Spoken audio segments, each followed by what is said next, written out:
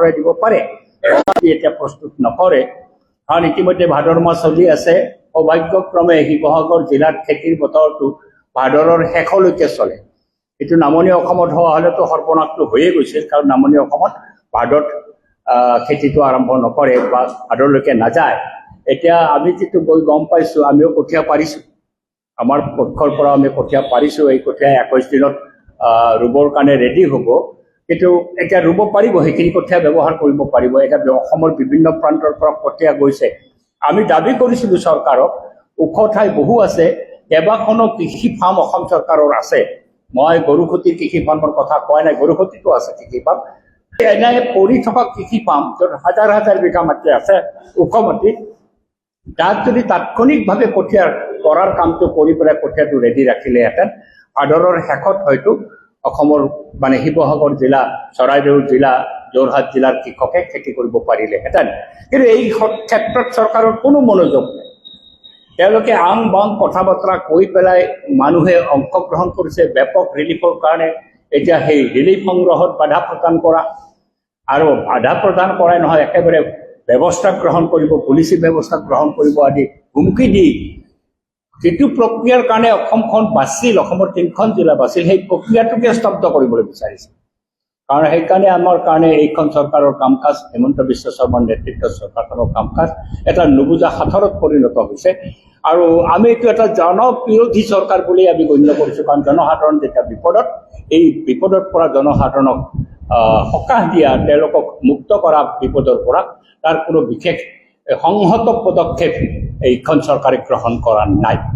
আৰু আজি তাৎক্ষণিকভাৱে সেইকাৰণে আমি আন্দোলনৰ কাৰ্যকাল, যদি আমি মেমৰেণ্ডাম দিছোঁ, সাংবাদিক মেল কৰিছোঁ, আমি তালৈকে গৈছোঁ, মানুহৰ কথা শুনিছোঁ, আমাৰ কথাও কৈছোঁ, তাত চৰকাৰে যদি সদৰ্থক পদক্ষেপ গ্ৰহণ নকৰে, তেতিয়াহ'লে নিশ্চিতভাৱে আমি আন্দোলনৰ পথলৈকে যাব লাগিব। 21 তাৰিখে আমাৰ প্ৰথম পৰ্যায়ৰ কাম আন্দোলনৰ আমি প্ৰতিবাদ সাব্যস্ত কৰিম। তাতো যদি মন কাণ নিদিয়ে, তেতিয়াহ'লে বিভিন্ন দল সংগঠনসকলৰ সহযোগতে এইখন চৰকাৰক এই বন্যাৰ সমস্যা মোকাবিলা কৰাৰ ক্ষেত্ৰত তেওঁলোকৰ যিটো ব্যৰ্থতা, এই ব্যৰ্থতাক উদঙাই দি পেলাই যাতে অসমখনক বচাবৰ কাৰণে সঠিকভাৱে এই বন্যাৰ উৎস ক'ত আছে, কি উৎস কাৰকত এই বন্যা হৈছে, তাৰ অনুসন্ধান কৰাৰ ব্যৱস্থা কৰোৱা, তাৰ ফলপ্ৰসূ পদক্ষেপ গ্ৰহণ কৰি ইয়াক বাধা প্ৰদান কৰা। নহ'লে প্ৰতি বছৰে বৰষুণ হ'ব, নাগালেণ্ডত বৰষুণ হ'ব, বানপানী অসমত হ'ব, ভূটানত বৰষুণ হ'ব, বানপানী অসমত হ'ব, নদী বান্ধ এসোপা বান্ধি আছে, নদী বান্ধৰ পৰা পানী এৰিব, অসমত বানপানী হ'ব। এই বানপানীৰ অভিশাপৰ পৰা আমাৰ ৰাজ্যখন আমি মুক্ত হ'ব নোৱাৰিম। এই কথাটো আমি স্পষ্টভাৱে অনুভৱ কৰি আজি এই পদক্ষেপ আমি গ্ৰহণ কৰোঁ। তেওঁ নিজে স্বীকাৰ কৰিছে, কিন্তু আমি যিটো শুনিছোঁ তাত গৈ পেলাই, এই অবৈধ কয়লা খনন নাগালেণ্ডত যিটো হৈছে তাৰে মাষ্টাৰ মাইণ্ডটো হৈছে তেওঁ এজন তাৰে মূল মানুহ। এই যে কয়লা যিটো চোৰাং কয়লা ৰেড হল মাইনিং হৈ আছে, এই ৰেড হল মাইনিঙৰ নাজিৰাৰ যিজন বিধায়ক যি বৰগোহাঁই, ময়ূৰ বৰগোহাঁই, তেওঁৰ বিৰুদ্ধেতো অভিযোগ উঠিছে। কাৰণ তেওঁ সেই কয়লা ব্যৱসায়ৰ লগত যুক্ত বুলি অভিযোগ। কাৰণ তেওঁৰ যিটো অৱস্থান, তেওঁৰ যিটো অস্তিত্ব, সেই কয়লা খননৰ লগতে যুক্ত হৈ আছে।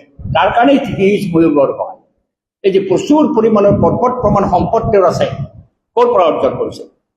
এই কয়লাৰ চোৰাং কাৰবাৰ, বল্ডাৰ সংগ্ৰহ কৰা, শিল বালি সংগ্ৰহ কৰা, তাৰ যিটো খনন, এই খননৰ লগত, এই দুষ্কাৰ্যৰ লগত এই ব্যক্তিসকলে যুক্ত হৈ আছে। এইটো শিৱসাগৰৰ মানুহৰ প্ৰত্যক্ষ অভিযোগ।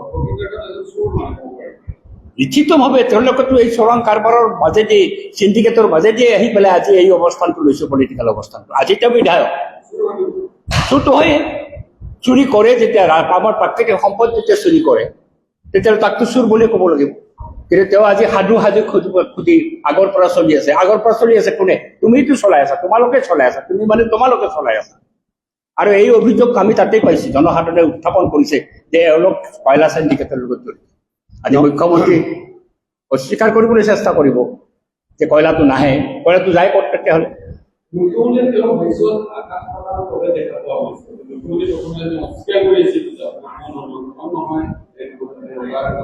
না, আমি সেইকাৰণে এক্সপাৰ্ট কমিটি গঠনৰ কথা কৈছোঁ। এই যে এক্সপাৰ্ট কমিটি গঠনৰ কথাটো কৈছোঁ, কাৰণ লাহে লাহে তেওঁলোকৰ মানুহবিলাকৰ মাজতেই নানা ধৰণৰ বক্তব্য, নাগালেণ্ডৰ বক্তব্য বেলেগ, এইটো কোনে ঠিক কৰিব? এতিয়া তৰ্ক বিতৰ্কতে শেষ হ'ব নালাগে, ইয়াৰ প্ৰকৃত কাৰণ ওলাওক। সেইকাৰণে আমি কৈছোঁ যে এক্সপাৰ্ট কমিটি চেণ্ট্ৰেল গভৰ্ণমেণ্টে ঠিক কৰক, চেণ্ট্ৰেল গভৰ্ণমেণ্টে নাগালেণ্ডলৈ টীম পঠিয়াওক, কাৰণ নাগালেণ্ড ইজ অলছ' ৰেছপনচিবল। নাগালেণ্ডৰ বহু ব্যৱসায় কিন্তু অসমৰ পৰা গৈছে। গতিকে গোটেই ঘটনাটোক কেন্দ্ৰ কৰি পেলাই এক্সপাৰ্ট কমিটি গঠনৰ দাবীটো আমি সেইকাৰণে উত্থাপন কৰিছোঁ। প্ৰথম তেওঁলোকে মানে মুখ্যমন্ত্ৰীয়ে কালি আমাক ক'লে যে এই মানে ইমান এনকুৱাৰী কথা নাই, এইটো বৰষুণৰ কাৰণে হৈছে। তেওঁৰ বক্তব্যটো হ'ল, মই উত্থাপন আগতে ক'লো যে ম্যানমাৰ, নাগালেণ্ড আৰু অসমত একে সময়তে বৰষুণ হোৱাৰ কাৰণে বানপানীটো হ'ল। আমি মুঠেই কনভিন্স নহয়, সেইকাৰণে কৈছোঁ ইউ গ' ফৰ এন এনকুৱাৰী কমিটি। তেতিয়া ওলাব নহয়, দুধ কা দুধ ওলাই যাব। নাই, অদ্ভুত ধৰণৰ তত্ত্ব দিয়ে যে এই কয়লাটো নিম্নমানৰ, কিন্তু কয়লা যে খনন হৈছে, কয়লা ষ্টেক হৈ আছে, তাতে ডাম্পাৰ ষ্টেক হৈ আছে। এতিয়াতো মানুহ গৈছে তাতে, সাংবাদিকসকলো গৈছে, আমাৰ মানুহ গৈছে, অন্য মানুহ গৈছে, গৈতো দেখিছে তাতে কয়লা দম হৈ আছে, ডাম্পাৰবিলাক আছে, ডাম্পাৰতো ভাহি আহিছে। আনকি যিটো ৰেড হল মাইনিঙৰ ফলত পাহাৰৰ ভিতৰে ভিতৰে খনন কৰি পেলাই বিৰাট ঘৰত সদৃশ হেৰি কৰিলে, পানী জমা হৈ গ'ল। মুখ্যমন্ত্ৰীৰ ভাষ্য কি যে পানীটো জমা হৈ আছে নহয়, তাতে জমাহে হৈ আছে, ওলাই অহা নাইতো। এই পাহাৰ যেতিয়া কৰিছে, পানী ওলাই অহাৰ নিশ্চিত সম্ভাৱনা আছে নাই, কেনেকৈ কি হ'ল বিচাৰ কৰক, আজি অনুসন্ধান হওক। তাৰ কাৰণে আমি কৈছোঁ কেন্দ্ৰীয় চৰকাৰে এই ক্ষেত্ৰত এটা অনুসন্ধানৰ ব্যৱস্থা কৰক। কওক আৰু কিবা।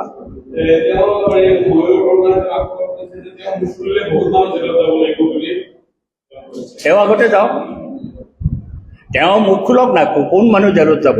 সাধাৰণ মানুহতো জেলত নাযায়, যিসকলে লুণ্ঠন কৰিছে তেওঁলোক জেলত যাব। আমিতো বিচাৰিছোঁ তেওঁলোক জেলত যাওক, আৰু লগতে ময়ূৰ বৰগোহাঁইও যাওক। আমাৰ কথা হৈছে তেওঁ যাওক, আৰু যিবিলাকৰ মুখ খুলি পেলাই যিবিলাকৰ নাম ক'ব সেইবিলাক সাধাৰণ মানুহ নেকি? তেওঁলোকৰ দলৰে পৃষ্ঠপোষক, তেওঁলোকৰ দলৰ আশ্ৰিত, ভাৰতীয় জনতা পাৰ্টীৰ আশ্ৰিত এইবিলাক লুণ্ঠনকাৰী চিণ্ডিকেটৰ মালিক। যাওক, এইটোতো সাহসেৰে কোৱা দৰকাৰ অসমৰ মানুহক যে কোন কোন তাতে জড়িত আছে। সেই খননটো স্বীকাৰ কৰিছে, খনন যে হয় তাতে, কয়লা খনন যে হয় এইটোতো স্বীকাৰ কৰিছে। ময়ূৰ বৰগোহাঁইৰ বক্তব্যত স্বীকাৰ হৈছে, স্বীকাৰ কৰিছে। এতিয়া উলিয়াব লাগে কোনে খান্দি দিয়ে, কিন্তু মানুহে লোকেল মানুহে কৈছে তেওঁৱে জড়িত এই ব্যৱসায়টো।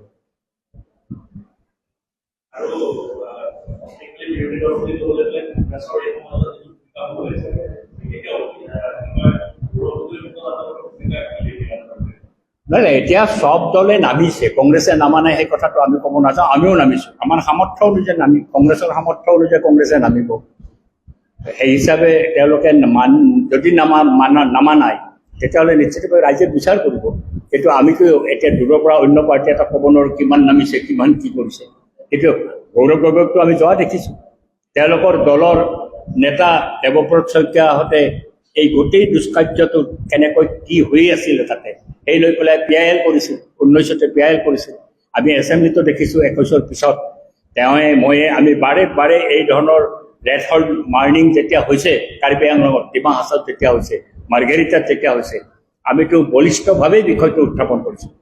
আৰু তাতে এই কথাটো আছিল, দীক্ষৌ মুখত যিটো হৈ আছে নাগা পাহাৰত, এই কথাটো লৈ পেলাইতো কংগ্ৰেছ দলৰ নেতাইতো কৰিছে, বিজেপিটো কৰা নাই, কংগ্ৰেছ দলৰ নেতাই কৰিছে। প্ৰতিবাদী দিব, দাবীকেইটাক লৈ পেলাই প্ৰতিবাদ, ডেমনষ্ট্ৰেটিভ প্ৰগ্ৰাম হ'ব, গোটেই অসমত। আৰু মেমৰেণ্ডাম দিয়া হ'ব চৰকাৰী অফিচবিলাকত। তাৰপিছত আমি দিছপুৰত বহিম, তাৰপিছত কি হয় চাওঁ, যদি বেছি ফাৰ্ডাৰ যাব লাগে ফাৰ্ডাৰ যাম।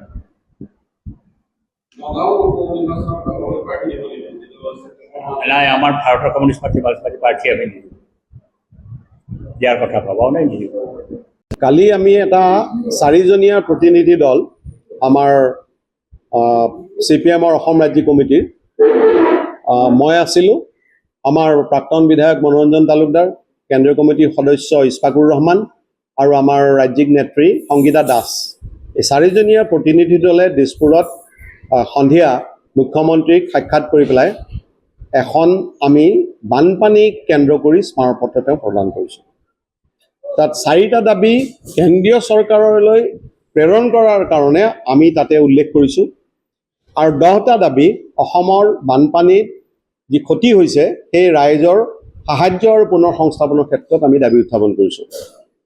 মুখ্যমন্ত্ৰীক এই দাবীবিলাক উত্থাপন কৰাৰ পাছত মুখ্যমন্ত্ৰীক আমি যেতিয়া ক'লোঁ যে কি ধৰণে এই ভয়াৱহ জলপ্ৰলয়টো হ'ল, আমিতো বানপানীটো নহয়, একদম প্ৰলয়। এই জলপ্ৰলয়টো হ'ল, আমি বিচাৰিছোঁ যে কেন্দ্ৰীয় চৰকাৰে এটা এক্সপাৰ্ট কমিটি, বিশেষজ্ঞ কমিটি গঠন কৰক, যাতে প্ৰকৃত কাৰণটো ওলায়। তাৰপিছতহে ৰিমেডিয়েল মেজৰৰ কথাটো আহিব। কিন্তু মুখ্যমন্ত্ৰীয়ে ক'লে যে বিশেষ তদন্ত কৰিব লগা নাই। বৰষুণ হৈছিল সেইদিনা ম্যানমাৰত, নাগালেণ্ডত, অসমত একে সময়তে যিহেতু খুব জৰুৰী বৰষুণ হৈছিল, তাৰ কাৰণে বানপানীটো হৈছিল।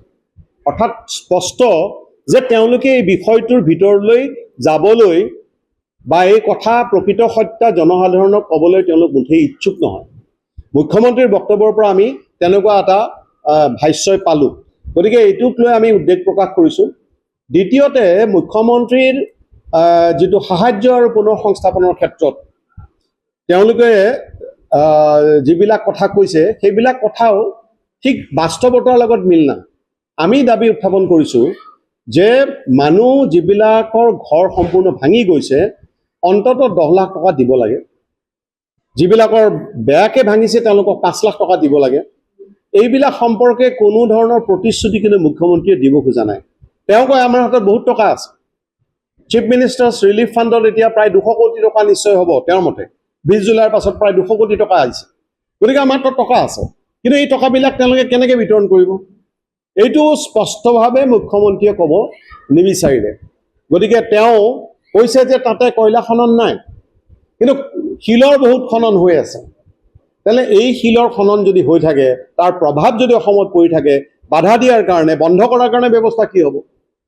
এই দাবী তেওঁ উত্থাপন কৰিব লাগে প্ৰধানমন্ত্ৰীৰ ওচৰত, গৃহমন্ত্ৰীৰ ওচৰত। আমি তেওঁক তাৰ কাৰণে স্মাৰকপত্ৰখন দিলোঁ, কিন্তু তেওঁক দেখা যায় যে তেওঁ এই কথাবিলাকৰ পৰা আঁতৰি ফুৰিব খুজিছে। অৰ্থাৎ প্ৰধানমন্ত্ৰীয়ে যাতে বেয়া নাপায়, গৃহমন্ত্ৰীয়ে যাতে বেয়া নাপায়, তাৰ কাৰণে তেওঁ কথাবিলাকৰ পৰা বেলেগ ফাললৈ, ক'ৰবাত ইউটিউবাৰৰ কথা ক'ব, অন্য কথা ক'ব, এইবিলাকলৈ তেওঁ গুচি যাব বিচাৰিছে। গতিকে এই গোটেই সমস্যাটো সম্পৰ্কে যথেষ্ট অৱগত হোৱা স্বত্তেও, এইটো কোনো সন্দেহ নাই, তেওঁলোকৰ হাতত যথেষ্ট ইনফৰমেশ্যন চৰকাৰী হিচাপে আছে, অৱগত হোৱা স্বত্তেও কিন্তু ইয়াৰ গুৰিলৈ গৈ ইয়াৰ তদন্ত তেওঁ নিবিচাৰে।